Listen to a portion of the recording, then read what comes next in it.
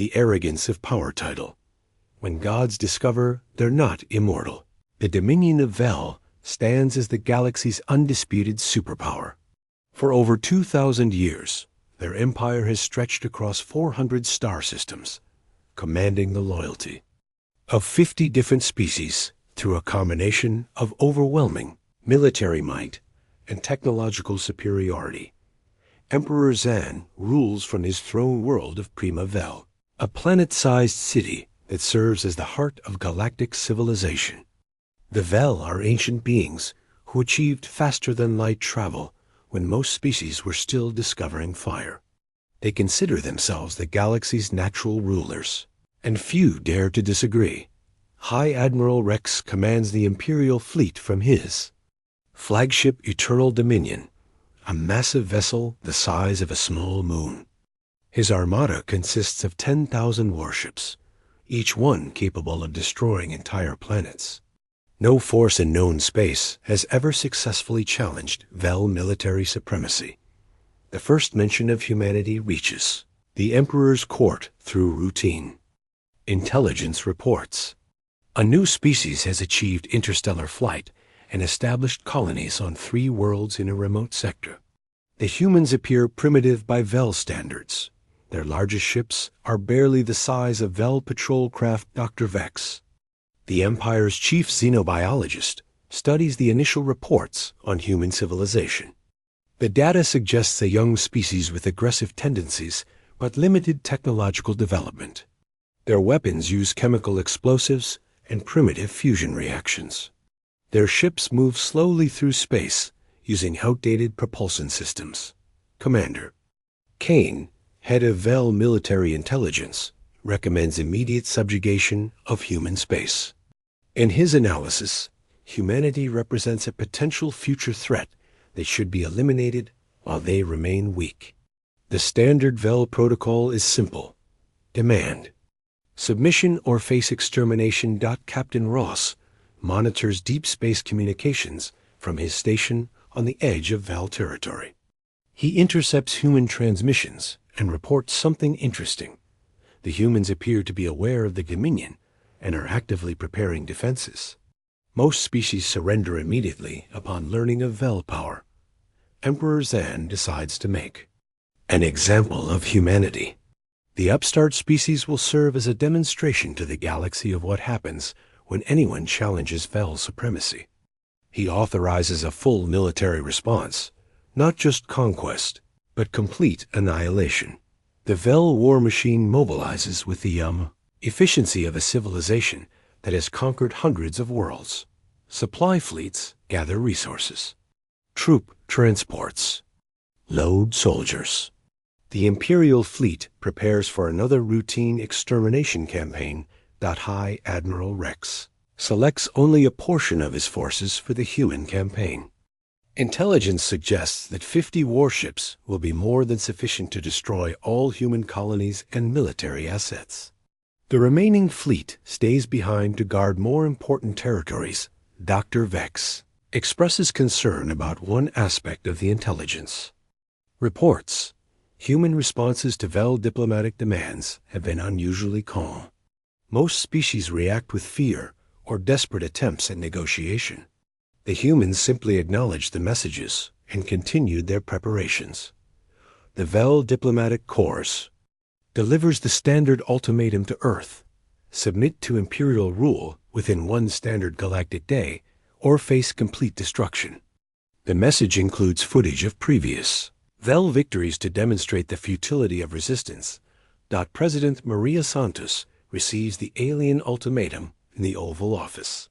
She listens calmly as translators decode the threat, then asks a single question: how long until their fleet arrives? When told they have 6 hours, she simply nods and activates a communication device. Commander Kane receives troubling reports from Vel scouts approaching the Sol system. Human space traffic has ceased completely. All civilian ships have vanished. The colonies appear abandoned. Even Earth itself shows minimal energy signatures, as if the planet has gone dark. The Vel fleet enters the solar system in perfect formation, expecting to find desperate human defenders making a last stand around their homeworld. Instead, they find emptiness. No ships rise to meet them. No weapons fire greets their arrival. The silence is unsettling. High Admiral Rex orders his ships to assume standard bombardment formation around Earth. The plan is simple: destroy all military installations, then demand the surrender of any survivors. The humans will learn that resistance to the Dominion is futile. Captain Ross, monitoring from the fleet's communication center, notices something strange. Every human satellite and space station appears to be active, but they're not broadcasting normal civilian traffic. Instead, they're all linked in a single massive network, transmitting data at incredible speeds. Dr. Vex analyzes the energy readings from Earth and discovers something impossible.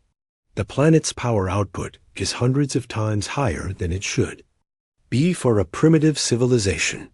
The humans are drawing energy from sources that Vel science doesn't recognize. The part ends with High Admiral Rex giving the order to begin bombardment. As Vel weapons charge and target Earth's major cities, sensors throughout the fleet detect massive energy buildups across the human homeworld. Something is about to happen, and the Vel have no idea what they've awakened. Emperor Zan watches from his throne world, expecting to receive confirmation of another easy victory within minutes. Instead, he's about to witness the end of his empire. The Awakening title. What slept beneath the blue world? The Vel fleet hovers in Earth's orbit, like vultures circling prey. High Admiral Rex studies his tactical displays with satisfaction. 50 massive warships against a single primitive world. The outcome is predetermined. He gives the order to commence bombardment. The first Vel weapons fire toward Earth's surface, massive energy beams designed to vaporize entire cities in seconds. The beams streak through space toward their targets: New York, London, Tokyo, Beijing. The Admiral expects to see the human homeworld begin burning within moments. Instead, something impossible happens. The energy beams simply vanish as they approach Earth's atmosphere. Not deflected or absorbed, they disappear completely, as if they never existed. Every weapon fired at the planet suffers the same fate. Captain Ross frantically checks his instruments from the fleet's sensor array. The readings make no sense. Earth's magnetic field has somehow transformed into a defensive barrier that nullifies all incoming energy. The humans are using their own planet as a shield. Dr. Vex realizes the horrible truth as she analyzes the data streaming from her monitoring equipment. The energy signatures she detected earlier aren't coming from human technology. They're coming from Earth itself.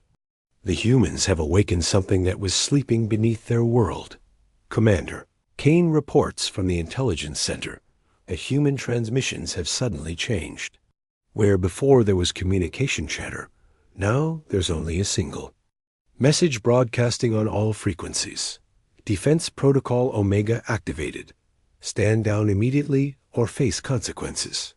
High Admiral Rex refuses to believe that primitive humans could threaten his mighty fleet. He orders all ships to concentrate. Fire on a single point, planning to overwhelm whatever protective field the humans have erected.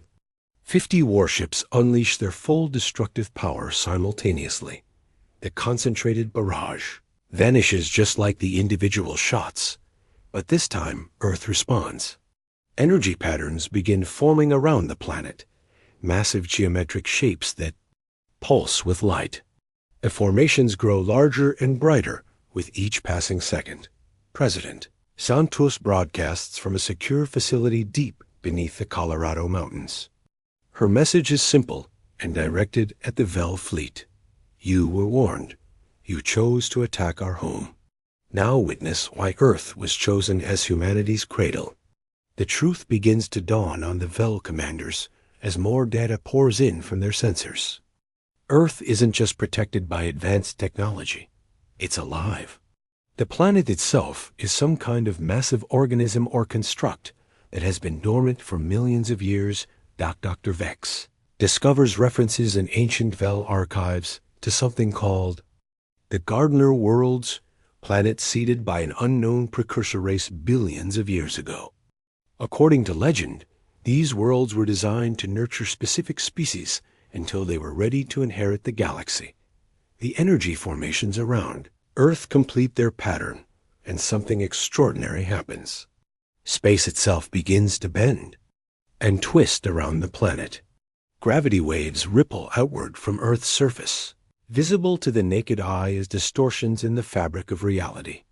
High Admiral Rex orders an immediate retreat, but his ships refuse to respond. Every vessel in the fleet finds itself trapped in Earth's gravitational field, held motionless despite their engines running at full power. They can't move forward or backward. Commander Kane's communications equipment explodes as every human colony simultaneously comes online with massive energy signatures. Mars, Europa, Titan, and dozens of mining stations reveal themselves to be fortress worlds armed with weapons beyond Vel understanding. Captain Ross watches in terror as Earth begins to change. The blue and green world transforms into something that hurts to look at directly. Geometric patterns spread across the continents like a vast circuit board activating after eons of dormancy. The ocean levels drop as water is converted into energy. A first Vel ship dies without warning. The Imperial Pride, a heavy cruiser, simply ceases to exist. One moment it's struggling against Earth's gravitational trap. The next moment there's empty space where it used to be. No explosion, no debris. Just nothing. Dr. Vex realizes what's happening as more ships vanish. Earth isn't destroying the Vel vessels. It's unmaking them. The planet is reversing the fundamental forces that hold matter together, reducing complex structures to their component atoms. President Sanctus delivers a final message to Emperor Zan. On his distant throne world, your empire challenged the wrong species. Earth has been waiting 4 billion years for its children to be ready. Today, humanity graduates. Your civilization is no longer needed. The part ends with half the Vel fleet already unmade and the rest trapped helplessly around a planet that defies every law of physics they understand. High Admiral Rex sends a desperate transmission to the Emperor. We're not fighting humans. We're fighting their world. And their world is winning. On Prima Vel, Emperor Zan receives reports that human ships are appearing throughout his empire. Not just appearing, materializing from nothing, as if space itself is birthing them. The war he started is spreading faster than his communications can carry the news. The Cascade title, when reality breaks its own rules, the impossible spreads across the galaxy like a virus of logic failure. Emperor Zan watches from his throne room as reports flood in from across his empire. Human ships are materializing inside Vel space stations. Human soldiers are walking through solid walls. The laws of physics seem to bend around Earth's children. On Prima Vel, the Emperor's Science Council desperately attempts to understand what they're facing.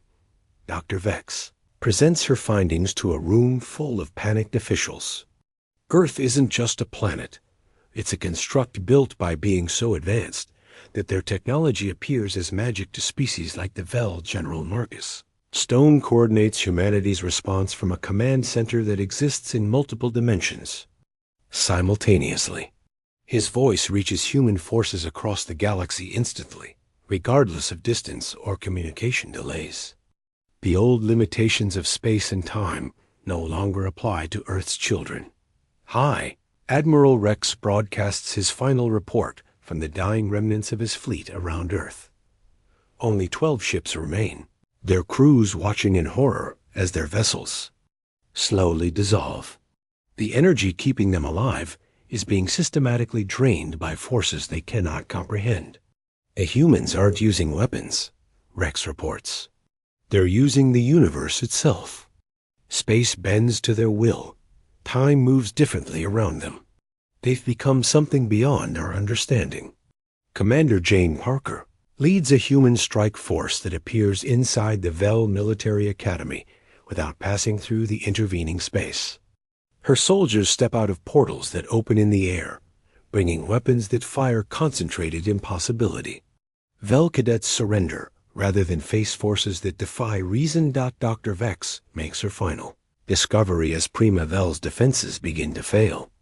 A Gardner race didn't just seed Earth with life. They programmed the planet to serve as a graduation test for its dominant species. When humanity proved ready, Earth transformed them into something new. Captain James Wright commands a human vessel that exists in 17 different locations simultaneously. His ship, the Probability Storm, can attack entire star systems at once while remaining safely beyond retaliation. The Vel fleet sent to intercept him finds itself fighting shadows.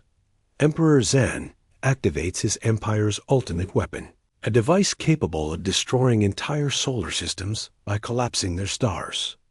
The weapon has never failed to eliminate any threat to Vel supremacy. He targets it at the Sol system, intending to erase humanity completely. The star-killer beam travels across space toward Earth's sun, carrying enough energy to trigger a supernova that would destroy everything within 50 light years. It represents the accumulated scientific knowledge of 2,000 years of Vel technological development. Earth catches the star-killer beam like a child catching a ball. The planet's impossible defenses not only stop the ultimate weapon, but reverse its polarity, sending it back toward Prima Vel at twice the original speed. The Empire's greatest triumph becomes its final doom. Lieutenant Sarah Morgan leads human forces through Vel space, using corridors that exist between normal dimensions. Her troops appear inside enemy ships, disable their crews without violence, and vanish back into impossible spaces. The Vel military cannot fight enemies who ignore the rules of engagement. Commander Kane attempts to coordinate the Empire's defense from Prima Vel's command center, but human interference makes communication impossible. Every transmission is intercepted and modified. Orders become suggestions. Battle plans turn into poetry. Reality itself is being edited by the humans. Dr. Vex realizes the terrible truth as Prima Vel's sun begins to fluctuate. The returning star-killer beam isn't just carrying energy, it's carrying Earth's influence. The weapon is transforming everything. It passes through, spreading humanity's new reality across the galaxy. President Santos addresses the Vel Empire from Earth, her words somehow reaching every alien simultaneously, regardless of distance or translation barriers. Her message is simple. Your empire challenged us when we were still children. Now we have grown up. Choose.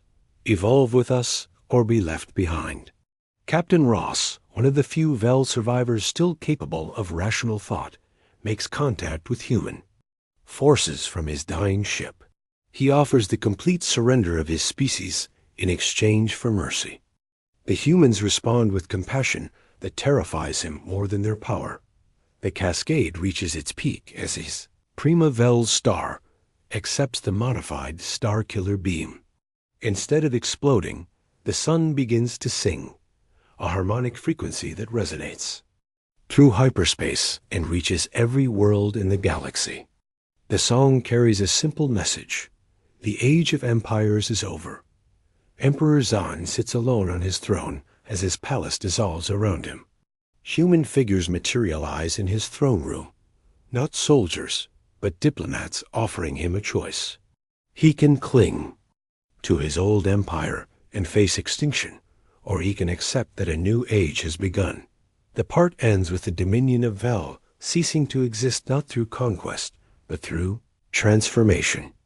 Their worlds, their ships, their very concept of power becomes obsolete in the face of humanity's graduation into something beyond conventional civilization.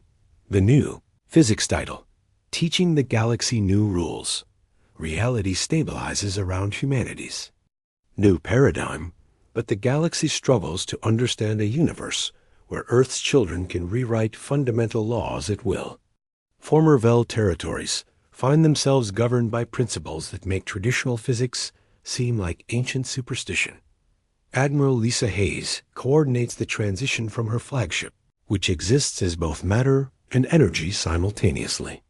Her job isn't conquest, it's education. The species of the former Vel Empire must learn to live in a universe where humanity has become something approaching divinity. Emperor Zan, now stripped of power but granted immortality by his human captors, serves as a witness to his empires. Transformation. He watches from Earth as former Vel worlds are rebuilt according to new principles where suffering is impossible and resources are infinite. Dr. Rachel Kim leads scientific teams that attempt to explain humanity's transformation to alien species. Her presentations break down constantly as she tries to describe concepts like probability manipulation and dimensional phase shifting to beings who still think in terms of simple cause and effect. The former Vel Military Academy becomes a school for impossible warfare, where alien students learn to fight battles across multiple timelines simultaneously. Commander Blake teaches courses in ethics of omnipotence to species who are struggling to understand why humans use restraint when they could simply remake the galaxy. Captain Morgan discovers the extent of humanity's transformation during a routine patrol mission. Her ship encounters a Vel refugee fleet attempting to escape to another galaxy. Instead of pursuing them, she simply appears at their destination and offers them a choice: return and learn to live in the new reality, or spend eternity running from it. The economic implications of humanity's evolution create chaos throughout known space. Trade becomes meaningless when humans can create any resource from nothing. Currency collapses when Earth's children can manipulate matter at the atomic level. Entire civilizations must reinvent themselves around post-scarcity principles. Dr. Vex, granted immunity from prosecution in exchange for her research, works with human scientists to document the transformation. Her findings reveal that Earth's awakening has created ripple effects throughout the galaxy. Other Gardener worlds are beginning to stir, responding to humanity's graduation. General Stone addresses the Galactic Assembly from a podium that exists in every member species' home system simultaneously. His message is clear. Humanity will not rule through fear as the Vel did. Instead, they will guide through example and protect through presence. President Santos reveals the true scope of Earth's gift during a broadcast that reaches every intelligent being in the galaxy. Humanity's transformation isn't permanent, it's a teaching tool. Other species can achieve the same evolution if they learn to move beyond conquest and toward cooperation. The first successful student is the Vel themselves. A group of young aliens working under human guidance manages to manipulate local spacetime for 30 seconds. Their achievement is celebrated across the galaxy as proof that transcendence is possible for any species willing to abandon old ways of thinking. Commander Wright leads exploration missions to other Gardener worlds, each one designed to nurture different types of consciousness. His discoveries reveal that humanity's transformation is part of a galactic-scale experiment in forced evolution. Earth's children are the first to graduate, but they won't be the last. The resistance movements that spring up across former Vel space prove futile against enemies who can predict every possible action. Human peacekeepers don't fight the rebels. They simply appear at the moment of maximum despair and offer counseling services. Captain Parker commands the first mixed-species crew to successfully operate a reality manipulation vessel. Her ship, crewed by humans and converted Vel, demonstrates that transcendence can be shared. The old barriers between species begin breaking, down as consciousness itself becomes fluid. Dr. Kim makes a breakthrough in understanding the Gardener race's purpose. They weren't trying to create gods, they were trying to create teachers. Each Gardener world produces species capable of guiding others to transcendence. Humanity's role is to shepherd the galaxy's next evolutionary step. The Vel homeworld transforms into something unrecognizable as human influence spreads. Cities rebuild themselves according to impossible architectures. Technology merges with biology and consciousness. The planet becomes a living demonstration of post-scarcity civilization. Emperor Zan experiences his first moment of genuine happiness in centuries as he watches former subjects learn to manipulate matter through will alone. His empire died, but his people are being reborn as something greater than he ever imagined possible. The part ends with humanity opening the first Transcendence Academy on Prima Vel. Species from across the galaxy send students to learn the new physics. The curriculum includes courses in dimensional engineering, probability mathematics, and the ethics of godhood. The lesson is clear. Power without wisdom leads to extinction. The Vel Empire fell because they used their strength to dominate. Humanity ascended because they learned to use theirs to elevate others. The new teacher's title: What Gods Do When They Grow Up.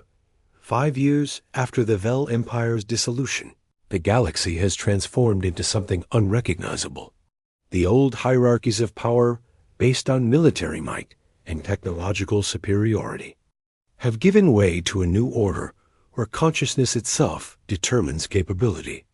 Admiral Hayes oversees the graduation ceremony at the first Transcendence Academy as beings from 47 different species demonstrate their mastery of reality. Manipulation. What once took humanity millions of years to achieve, other species are learning in decades through proper guidance. Former Emperor Zan serves as Dean of Historical Studies, teaching young beings about the dangers of unchecked power. His courses on how empires fall have become the most popular in the academy. Students learn that true strength comes from lifting others up, not keeping them down. Dr. Kim publishes her landmark study on post-scarcity psychology, documenting how species adapt when material limitations disappear.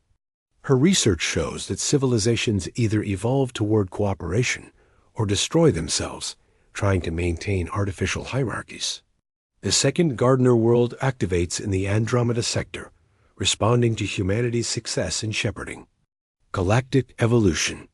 Captain Wright leads the first diplomatic mission to the newly awakened planet, which has been nurturing a silicon-based species for 3 billion years. Commander Parker commands the intervention fleet, a force tasked with preventing species from destroying themselves during their transition to post-scarcity existence. Her ships don't carry weapons. They carry teachers, counselors, and the accumulated wisdom of successful transcendence.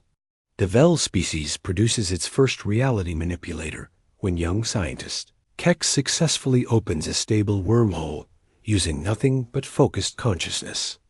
The achievement is celebrated across the galaxy as proof that any species can transcend their limitations given proper guidance. General Stone coordinates the establishment of Gardner protocols throughout known space.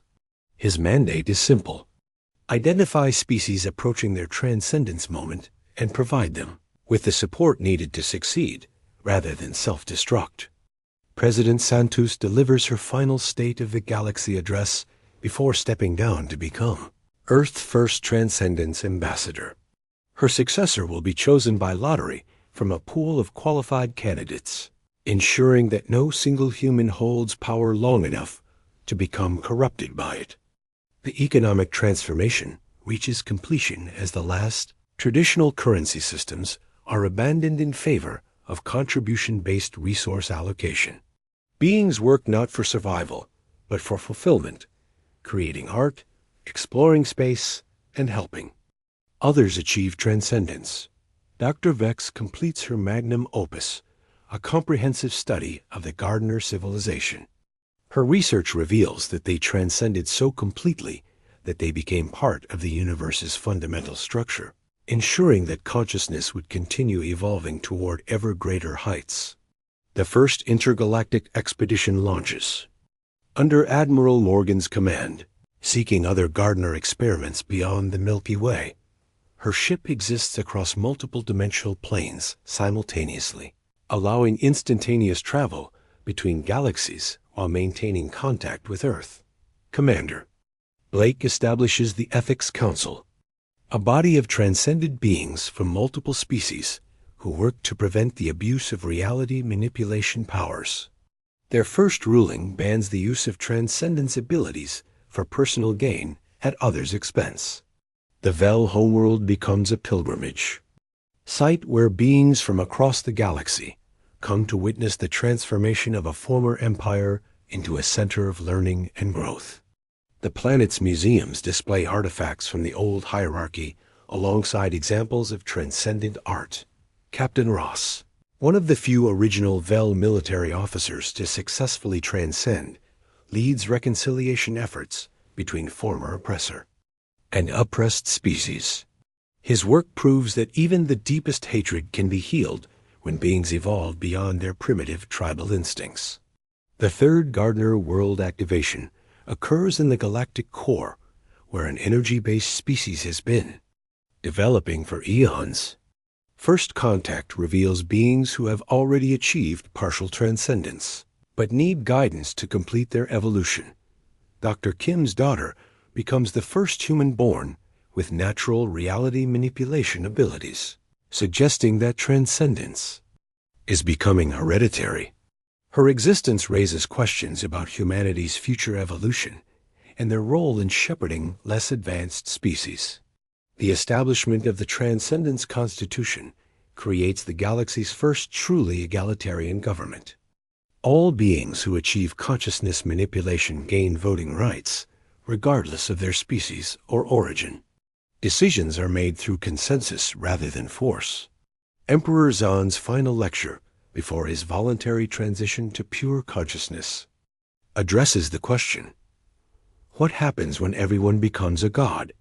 His answer, they finally learn to act like decent people. The story concludes with Earth itself beginning to fade from normal spacetime as humanity completes its transition to pure consciousness. The blue planet becomes a symbol rather than a place, a reminder to the galaxy that any species can evolve beyond their limitations if they choose growth over conquest. The message echoes across space and time. The universe doesn't need rulers. It needs teachers. And thanks to humanity's example, the galaxy finally has them. Asterisk